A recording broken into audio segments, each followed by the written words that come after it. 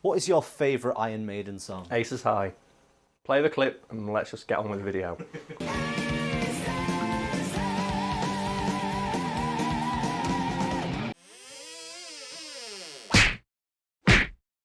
Iron Maiden are mostly known for three things: thundering guitar riffs, Bruce fucking Dickinson's voice, and the fact they have album artwork so metal the TSA won't even let you take it on a plane. In regards to the latter, did you know that originally the artwork for Number of the Beast was going to be used for a single? When the band's manager found out, he was all like, no, fuck that, everybody has to see this shit. So Brad, before we talk about Iron Maiden and this album artwork and how kick-ass it is, let's just put the album artwork itself behind me so everyone can just have a look at it to remind themselves of how awesome and baller it is. And I'm even going to stand like a weatherman, just point to it, all the various things. I'm like, here's the devil, and here's Dead Eddie, the mascot of Iron Maiden, just controlling him like a puppet. And here's Iron Maiden's name.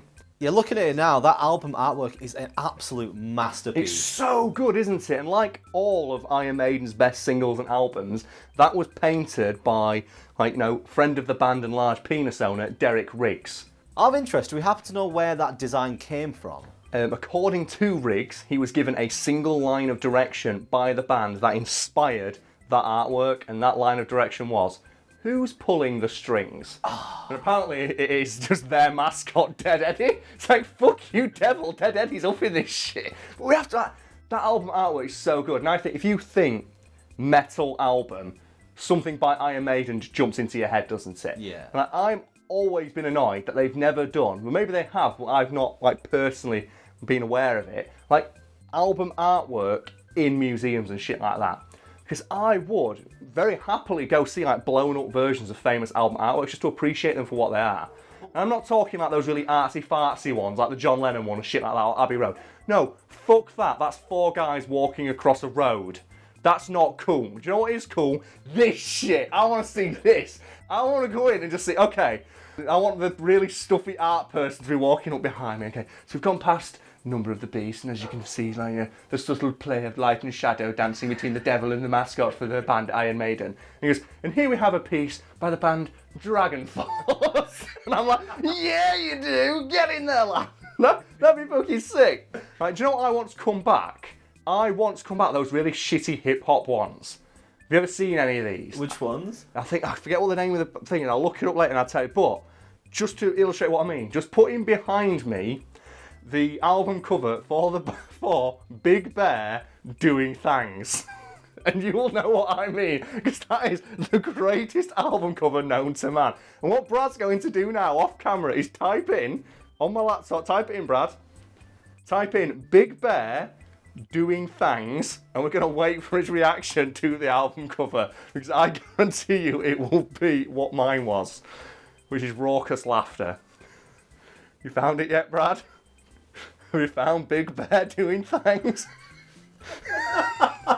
Is it not the best album ever? It's a bear drinking out of a pimp chalice. Why can't we have that in the Tate Modern? Baby nurse? No, fuck off cutting a shark in half, putting a formaldehyde. That's pretty metal. Do you know what's better though? Big Bear doing Thangs. As I noted previously, the artwork for Number of the Beast was originally going to be used on a single, specifically a single called Purgatory, a decidedly Iron Maiden-ish song, notable for being the last Iron Maiden single released featuring the singer Paul Di'Anno. Paul Di'Anno himself is mostly notable for doing so many drugs that the band replaced him with Bruce fucking Dickinson.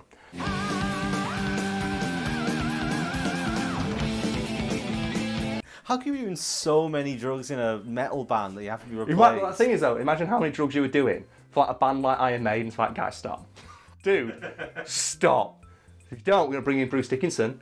He's right over there. So what happened with the album artwork? Well, as I mentioned, the artist Derek Riggs was commissioned by the band to create it for that single Purgatory. However, when the band's manager, Mr. Rod Smallwood, saw it, he took it to the band and went, yeah, guys, this is too good. And that's an exact quote, by the way, too good to waste on a single.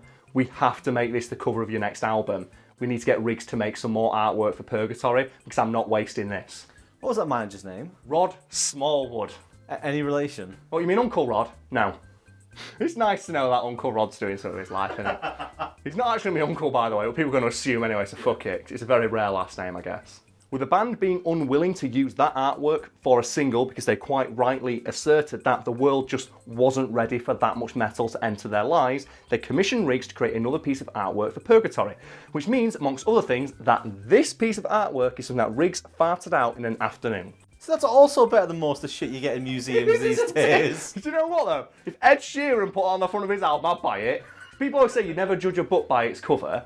But when I'm scrolling through Spotify for like a new band to listen to, usually I'll look for a cool piece of album artwork and say, oh wow, this band obviously cares enough about the album to commission an artist rather than just taking a photo in black and white of their own face, a la every pop musician today. If you commission a piece of artwork, that means like, yeah, the music is bigger than I am, not I'm bigger than the music. There's only a few artists who can get away with stuff like that.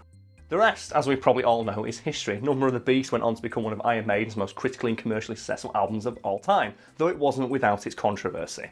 Yeah, I think we've all heard of the controversy. Yes, but for anyone who isn't aware of the controversies surrounding the band Iron Maiden, back in the 1980s especially, a lot of conservative Christian groups thought their music was satanic in nature, not realising that makes it sound metal as all balls. And they specifically criticised the album Number of the Beast as being especially satanic for, invoking the number of the beast, 666.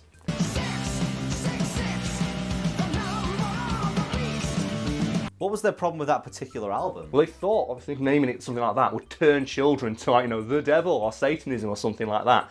Which I always found baffling about this album in particular, because it's called Number of the Beast, sure, but the album artwork itself shows the band's mascot, and by extension, the band, making the devil dance like their bitch. And if you're worried about your child, succumbing to, the devil's music, surely the best band to, ward them away from Satan's influence is a band who are openly bragging about the fact they don't give a fuck about the devil and that he works for them via the medium of a genre of music, heavy metal, that we know he listens to. Because that's the thing, isn't it? They always say, oh, heavy metal, the devil's music, which means that the devil must listen to it. And Iron Maiden, in one of their albums that the devil's presumably got on his iPod, his hell pod, he's looking at it and it's like, oh, they're saying I'm their bitch. I guess I am, because this album's pretty good, that riff's pretty sick. Oh. It's just the idea of like, oh no, heavy metal's the devil's music. And what makes it so, well, it's loud. Yeah, because I've heard some church organs, they're well quiet then. But hey, all that's ancient history. Now we've just got a kick-ass album with some really awesome artwork to listen to. Isn't life fun? So earlier in the video, we briefly touched on the idea of displaying album artwork in a museum. And if you're at home and you want to join in, suggest some cool artwork in the comments, I guess. But Brad, what artwork for an album do you feel deserves to be in a museum, like to be seen by the people? I think one of my favourite ones was the one they used for Rise of the Phoenix, the Tenacious. I'm not familiar with that one. Because describe it to me, Brad. Use your words. Paint me a picture. You have to go to the shop to buy it, and it's censored. It's got a sticker over the front of it, and when you take it off, you realise what they've done is it's got a phoenix on the front, like the beautiful bird, the phoenix, but it's a cock and balls. That's like the System of a Down one, isn't it? Steal this album, and they had to censor that when it was on display in a lot of shops because people just kept nicking it. So, oh, I guess I better steal this album then. But a lot of mine have to be Rhapsody of Fire. All of their albums are amazing. Because obviously they are pure, that's like the power metal in album form. It's what you need, man. Or think Storm Warrior as well, who are a Viking metal band. Definitely. But I think the classic one that would need to go would be the centrepiece of all of these things would be Manowar, which is just this huge big buff dude with a sword and long hair just going, yeah! It's like, you need that sometimes.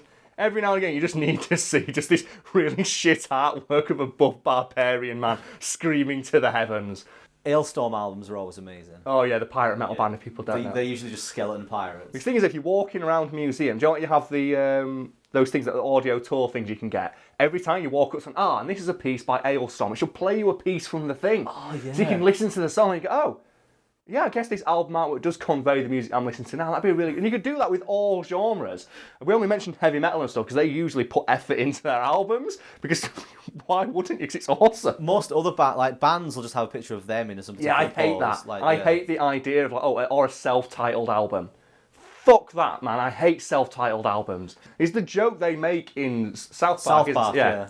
Just look off into the distance and put it in black and white and call it like Faith 1. It's, oh man, +1. Just put some effort in, man. It's not hard. There's plenty of artists on Twitter you can look up. Just type in on Twitter, I would need some artwork done. Your DMs will be filled with people wanting to do that for you. It's not hard, Albert. Like, oh man,